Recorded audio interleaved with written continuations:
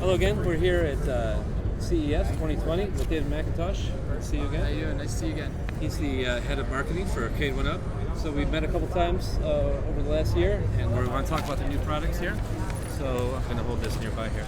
So the biggest product announcements this time here, one of them is the virtual pinball, but what would you consider the biggest things? The NBA Jam that people have been asking for so long? That's right, yeah, NBA Jam, mainly not only because it's an iconic blockbuster title, but because we developed the game to have the live capabilities. So being able to have one player, across North America connect to a different arcade machine across North America, have both people simultaneously playing in the same game, up to 4 players, it's never been done before on NBA Jam. So it's for us, it's huge. Yeah. Now, is that going through a server, or is that going to be just a peer-to-peer connection? Do you know? Yeah, it'll be going through a server. Okay. Yeah. So we're making it free. So you are making it free. For us, the whole experience. Yeah, the whole experience is just trying to give back to the consumers. We knew everybody wanted NBA Jam. We knew they'd appreciate having the option. You don't have to play live. You can play by yourself. You can do whatever you want. But for those who get really good at the game over time, you know how the computer plays. You know what moves beat the computer. It starts to lose its fun. Right. So you can then start to play against other people who are also pretty good and find yourself a match. And down the road, we're hoping to eventually evolve it to the point where we can host our own tournaments and stuff like that. Oh, wow. So we'll give out tournament keys, and this is way down the road, but having Wi-Fi capabilities and online capabilities opens the door for all that stuff. Is that the only cabinet that has that capability right now? At the moment, yes. Okay. Is it Wi-Fi, or can you hardwire it as well? It's Wi-Fi. Wi-Fi. Okay. All right. Very cool. The other big, so that's the biggest one here. So that's free. That was my big question. If you have to pay for that. Yeah. You can do leaderboards, online leaderboards with that, maybe, and as time goes on, add more features. Exactly. Yeah. So having a Wi-Fi enabled cabinet opens the door for online leaderboards, stuff like that, as well as firmware updates and all that fun stuff. Okay. Yeah. Very good. That's going to be 4-player local, though, and then you can do 4-player online. So for a total of 8 players, or no? No, so it'll be 4 players in total. And the variations can be like one person from your machine jumps into a 1-on-1, a 1v2, a 1v3. So you could really, it depends on how many people want to play, really. Right. But if you and I had one, here we can connect to somebody in our New York office. And if there's only one of them, but 2 of us, it's a 2-on-1, and you can pick online that way. So. Okay, but locally is only one person at a time, right? That's right. Okay. Wait, sorry, no. Locally you can play up to 4. Up to 4, but with the online process, only 1 local. No, you can do 3. Oh, you can? 3. I mean, there'd be no reason to play 4 online because you fill the game. Right. But you can do 3 online, and then the 4th person can get filled in. Okay. Yeah. Okay. Very cool. And that may be subject to change. This is still pretty early on in the production. Have you tried it? I have tried it. Okay. Yeah, it's really fun. There wasn't any lag. There wasn't any latency. I played. We only tested it initially from New York to Jersey, and then we did it from New York to California. Okay. And it was fun. Yeah, it worked well. I mean, I got my ass kicked. Our game developers play the game they were dunking on us. Yeah. They were playing this all these hidden characters, and they were just schooling me. Tearing you up. Yeah. Well, if you need to do a New York Dallas test, I can help you out. Thank you. Yeah. Thank you. The sit-down Star Wars, the same game as the current Star Wars. It's just a different form factor. That's right. Yeah. Yeah. So it's going to be the exact same games. With a sit-down bench. Eventually, we would like to sell the bench separately for those who have bought the original, but at launch it will likely just be available through its own point of sale. Is that $3.99 or $4.99? It should be $4.99. I don't know where they are right now with retail. I saw some of them roll it back $20 or $50 or whatever. Right. But I think at retail it'll probably be $4.99. Okay. And those two come out when? The bench. That's a tough question. Honestly, my safety net is going to be fall, right before winter, holiday. And we're aiming for June for a lot of our launches, if I'm being honest. But sometimes, exactly, yeah. But some of those titles get pushed back. As a result, they become a holiday item. Okay. But guaranteed, everything you see here will be a 2020 launch. So at least before holidays, you'll get your hands on it. Okay, that's good. Including the pinballs? Including the pinballs. Okay.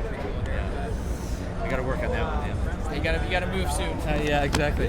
So Frogger, Shinobi, Altered Beast, Wrestle Wars, Golden Axe, Bench. So that one is again probably June. Looking at. So Frogger and Golden Axe are two separate units. Oh, okay. Yeah. Frogger's our Konami cab with Time Pilot and Time Pilot 84. That's right. And then Golden Axe has various different Golden Axe they're licenses under the Sega umbrella. And yeah, either Father's Day or holiday. Nice. And I'm sorry to give both answers. No, that's okay. We aim for Father's Day, but it may fall on holiday. It's okay, as long as it comes out. I've seen the feedback in the community, and they'd rather be given the honest truth than lie to. Right. Yeah, because exactly. I agree with that. So the virtual pinball. Let's talk about that a little bit. So you have licensed partnerships with Zen, Valley, and Williams, right? Yeah, so the original deal we struck was with Zen because they developed all of the games. So they developed the IPs, the virtual pinball games for Star Wars, for Bali Midway. So you're talking about Pinball FX2 and 3, or what are we talking about? That I don't actually know the technical specs. Okay. Yeah. Okay. All right, that's fine. So they developed all that, and then you moved on from there to Valley and Williams, or is that still in negotiation? No, our deal with Zen includes Bali and it includes Lucas. Okay. So we had it up. Okay. So that one, I heard that's wireless. Is that wireless too or not? Yeah, it's going to have Wi-Fi enabled capabilities. That's mainly for software updates. Firmware updates. Yeah. And then eventually down the road, we may look into high scores. So like you can see like the world leader in Arcade1Up Digital, but that is like on launch it'll just be updating the unit, and maybe one of the updates becomes high scores online, but at the moment that's where it is. Okay. So you've got the playing field is the screen. Yeah. You've got the DMD, and then you've got a static lit background on top. Is there any consideration for putting a screen up there so when you change the virtual pinball machine, the background will change in tandem with that? That's a good idea. I never thought about that actually. I'm sure my team has, but our idea is going to have eventually at some point in time interchangeable artwork. Blades? Yeah. Okay. But like what you may see with competitors in the digital pinball space, it may just be one of the 12 or one of the 10 games within the unit. You can change the skins to like have one of those themes. Right. But at the moment, I don't think that's going to be a launching option. Okay. So in the Star Wars pinball, how many games are you getting with that? Right now, we're talking about 10. Okay, and they're all Star Wars related? That's right. Okay. So when you say you're working with Williams, does that mean you would have access to their entire catalog of games, pinballs, or is it going to be one by one? You have to negotiate those. Yeah. So, it's hard to really explain the dynamic of licensing. I'm not really well versed in it. Okay. But when you do a deal, like our deal with Zen includes their library, but it doesn't include their entire library that they've developed. We struck a deal for Bali Midway, and the titles that fall under that umbrella. Right now, for this particular machine, we got 10, but for another machine, there may be more or different variations. And then for Lucas, same thing. Okay. Yeah.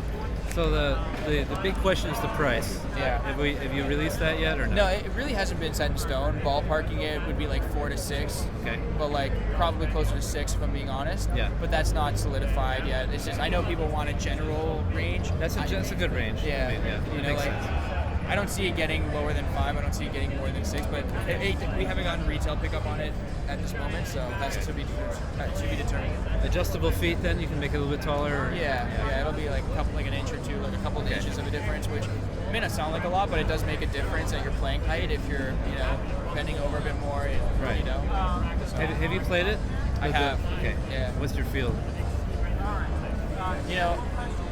It feels real because of the haptic feedback, like because of the solenoids in it. Oh, there is feedback on the. Yeah. Okay. So when you press a button, I can probably show you at the end of this. When you press the button, it makes like a it gives you the feedback. Yeah. And we're working to get accelerometers in there so they can detect nudges and tilts and stuff like that. For me, it feels great, and because Zen did such a great job with the development, it looks fantastic. Yeah, the gameplay is phenomenal. There wasn't any lag on the paddles or anything, so for a sub $600 price point, 3/4 scale, I felt it was really, really comfortable. How about the viewing angle? Because I noticed your competitor, Toy Shack, right? In this area, theirs is right up against the screen, and yours is recessed a little bit. Is that to help with the viewing angle, or what is your thought on that? Yeah, there's many reasons for it. One is the viewing angle, but it also adds like more depth. Like when you're looking at our competitors, it's flat. Yeah. Like when you played pinball, it was like the screen was never that close. Like it was, Right. there was under glass, depth for all the mechanical stuff that was going on down there. And then so we pretty much recreated that, but having a deeper screen also allows for the bezel to be thinner. If you have that inclined down, like you see the massive bezel on the competitor product, yeah, it's really big. and then you see the one we have, it's thinner, but it's just longer in ways. You know what I mean? So we saw what they did wrong and made it better. Yeah. Right. So you had been thinking about this for a while, and then they came to market, and you were like, well, we should consider this. Is that kind of what happened? Well, yeah, we were always thinking about it. Yeah, I know you were thinking about it. It sucks because we were in meetings with retailers, we were in meetings with license holders, and then that came out. And then all of a sudden, we were like, yeah, we're going to be the first to market. We got this, and then that happened. So like, they know we're doing it better. They know we're doing it right. We have IPs like Star Wars and Volley Midway. Like, that's where we're going to win that competition. Yeah, I would but say. Also with quality. So okay, they're a toy. Let's make a pinball It's more upscale. Yeah. Right. Very cool. And is that nudge capable without pushing a button? Can you apply pressure to it and nudge the ball? Yeah, so that's what the accelerometer is going to be for. I don't know where that is. I know we're trying to get it in, but to push it closer to like the $500 price point, it may be a miss. I'm just trying to be candid. No, that's good. Yeah, because there's all those things cost money for sure. Yeah. So I mean, we're looking into it. Our final production, our test units right now have it. Yeah. We want to include it. I'm hoping it makes it to final production. Okay. So this design is fairly finalized, what you have out there? Yeah. Okay. Very close. All right. Are you familiar with VP Cabs, who makes these virtual pinball machines? No. These are really high dollar items, but they're really, really nice. So you might want to look at that, because they're doing this, and they're doing kind of a vertical pinball where you're looking at the screen like this. Interesting. Yeah. So VPCabs.com. I'm not plugging them. That's cool. Okay. So we have Attack of Mars and then the Star Wars. Is there any other ideas or plans for additional pinballs that we know of yet? Yeah, we have a third unit we're working on. Okay. We got to save some gunpowder for E3, right? Yeah. We can't, Okay. All right. So we're definitely not stopping. Okay. With two, yeah. Because I just want to make sure that go forward, because the cocktail tables took a while to come out. They were like a prototype for a while, and then you decided to go forward. So probably the same with this. Okay. 100%. Dragon's Lair. It's happening.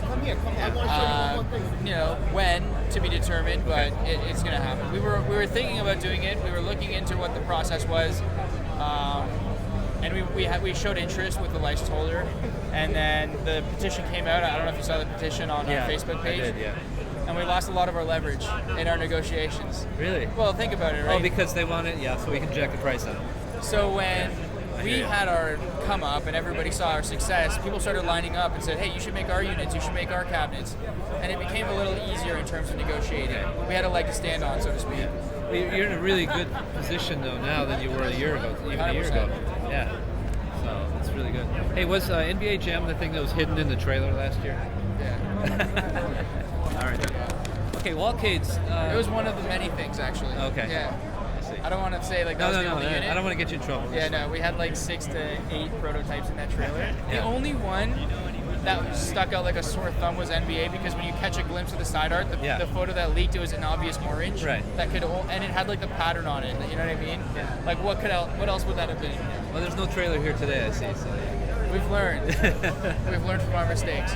We were gonna have like closed door meetings. We were thinking about doing them here or further, but you know what? Like, there's a time and place. We can have our closed door meetings, but even in a closed door, often things get leaked anyways. Yeah. Like the latest picture that was leaked on our fan page was from a partner of ours who have like a display room. Yeah. But it was like, I saw those with the boxes and stuff and all that. Yeah. It wasn't pretty. Yeah. And then I saw you said just today, I think, watch my Twitter feed because you'll have the latest pictures. 100%. Yeah, there was a lot of people hadn't seen.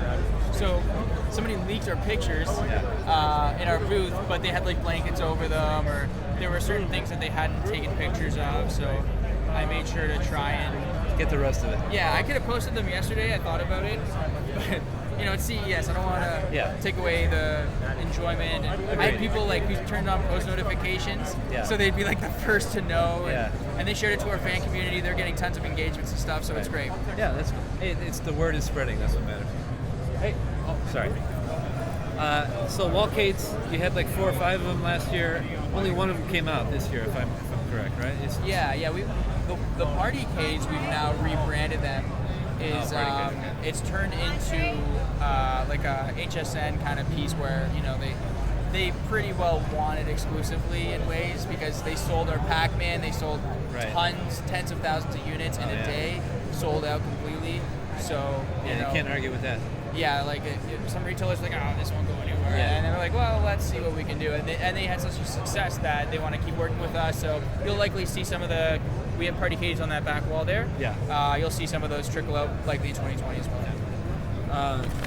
These new machines here, these small ones, what do we call it? It's got a little TV and everything. I'll have to take a picture of it later. That's something prototype, or is that? Yeah, so those are our micro arcades. Those are prototypes. Those are also, they're closer to final production, but they're not there yet.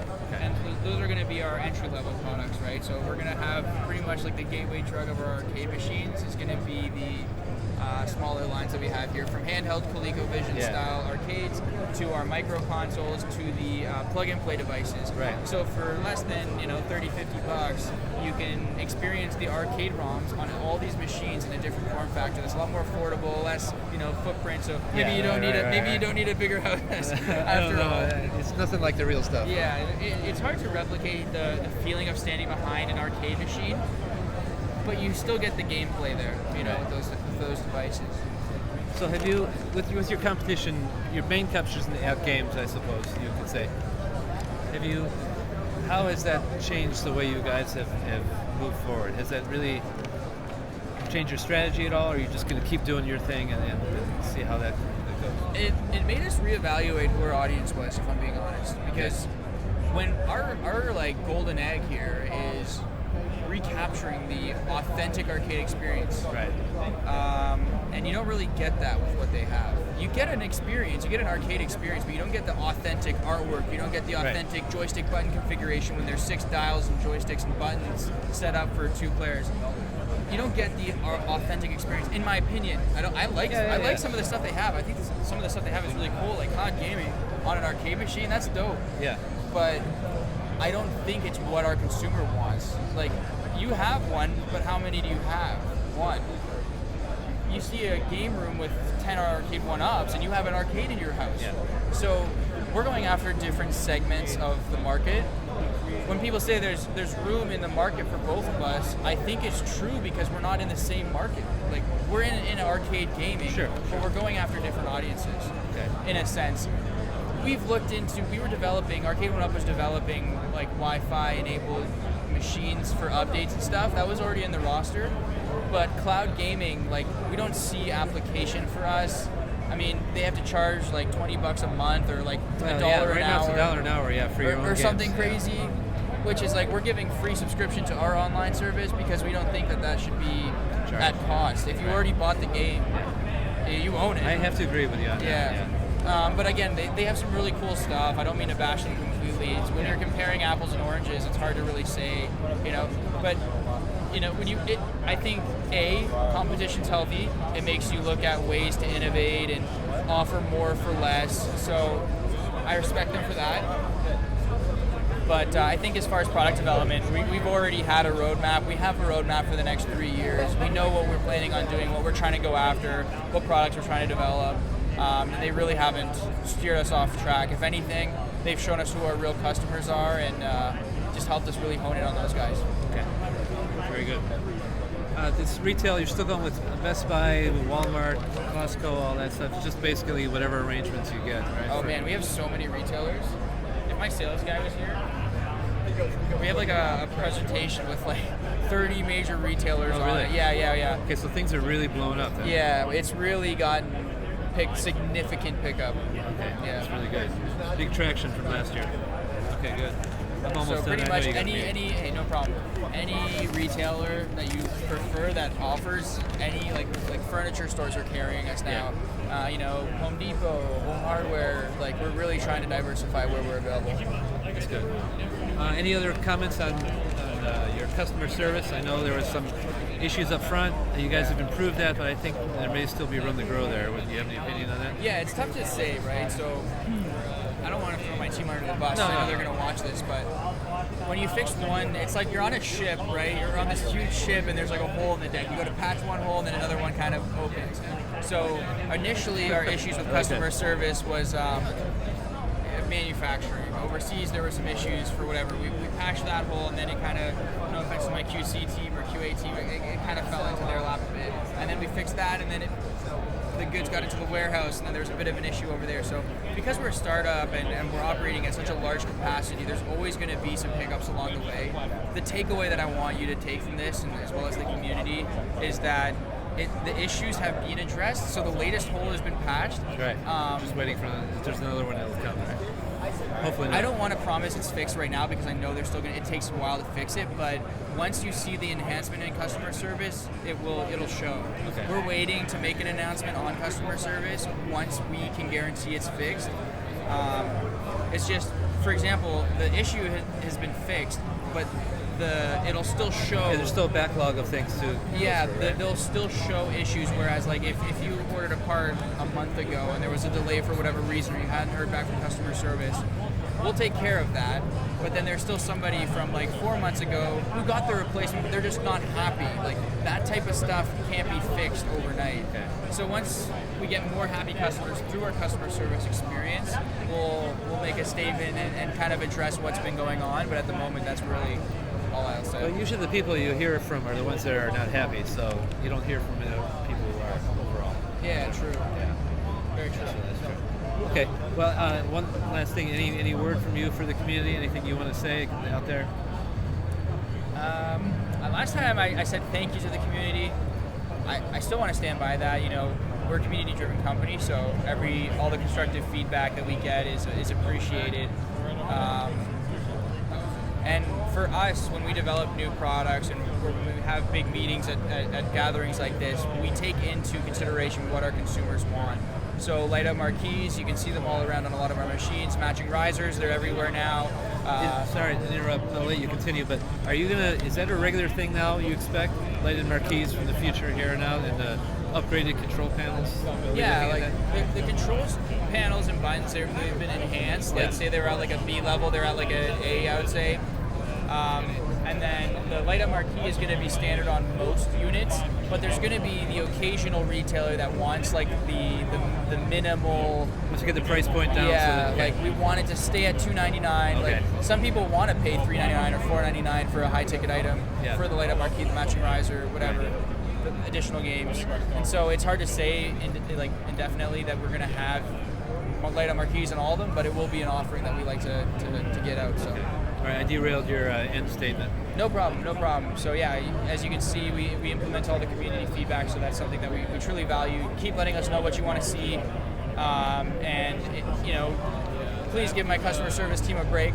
We are trying to enhance those processes and to improve the experience. Well, I think you're going to have even more growing pains there. It's the last piece that will improve, because as your popularity grows, so many more people are involved in it. You said you sold hundreds of those, thousands of those counterarcades that you're getting more and more people involved, so it's going to take harder for them to catch up to something. Yeah, like there's no way to start up. We're always playing catch up in every department. You bring on more people, you still have to train those people. Those people, while they're being trained, they may make a mistake. Yeah. That happens. It's growing pains. I'm sure when big companies like Apple and stuff started out, they had their issues in customer service. Like right now, I have a cell phone provider that if I have issues, I still go through a hellish customer service experience. So nobody really has the perfect experience so far, but we are striving for better. So yeah, I'll end it off by just saying thank you again. Thank you to you for the community, for the support. You guys have helped build us to the scale where we are. I'll tell you, October of 2018, when we launched this product, we were in New York Comic Con. We had a Street Fighter, and we had Asteroids, maybe? Like another unit, like a Wave 1 title, 2 arcade machines, and a 10 by 20 booth. And we had like Quai Cubes, old stuff our company used to sell, like micro posers, hatchables, like old toys, to this in like a year and 3 months. So it's incredible, really. You guys have helped build us up, from influencers to the community. So thank you guys for all the support. All right, thank you. Nice to talk to you. Star Productions presents